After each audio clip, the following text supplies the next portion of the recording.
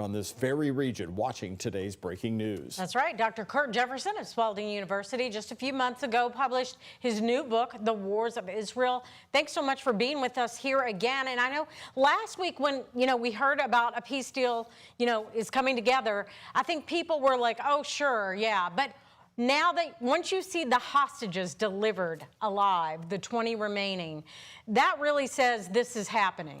100%, Connie. I think Trump and his team put a lot of energy behind this, but I also think in fairness to the context of over 2 years of war, the longest single war in Israeli history, and also the fighting on the Gazan side, this ended up exhausting both sides, and I think war fatigue set in on the Israeli side for sure.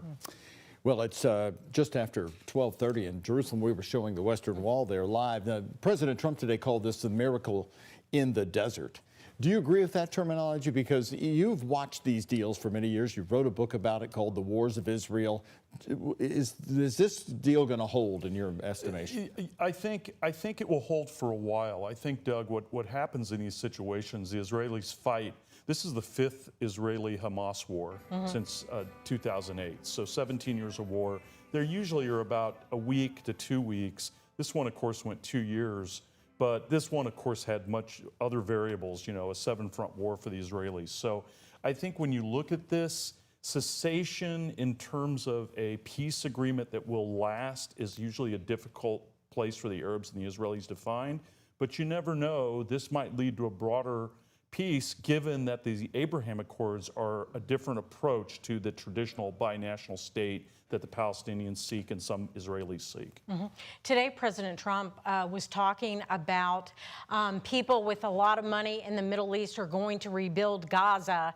And there are people in Gaza who are like, we don't want those people rebuilding, what we have here. Is that going to cause more problems sooner? I think the big thing right now that the world is watching is the question of how strong is Hamas? Are they going to disarm?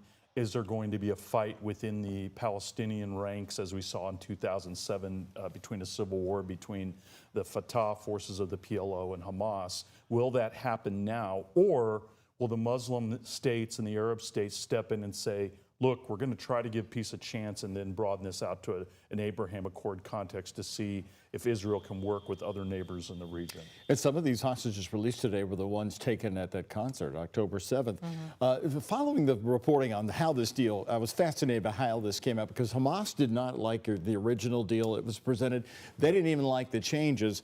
Right. There's been some reporting that this was a coordinated squeeze by the other countries on Hamas, that Egypt, Qatar, and Turkey told the leader, holding these hostages any longer is a liability for you. It's only giving Israel a much bigger reason to keep on fighting you. Yeah, I think you're right, Doug. I think the Islamic states and the Arab states, the Egypts, the Jordans, others are putting pressure on Hamas to stop and to lay off some of the things that they've been doing. I also think from a Western standpoint that this is a lot like, Churchill sitting down with Sinn Féin in Ireland in the 1920s and saying, we're going to stop Irish nationalism and terrorism, and we're going to make sure we have a broker a deal so that Britain can be free. It's a very similar kind of situation here, that you got Kushner and Witkoff coming in for Trump and saying, hey, look, we'll meet with Hamas. We just want to make sure they'll stop their invasions and other things into Israel. And Israel, of course, like I said, it has war fatigue, and they were ready for the hostages to come home. All right.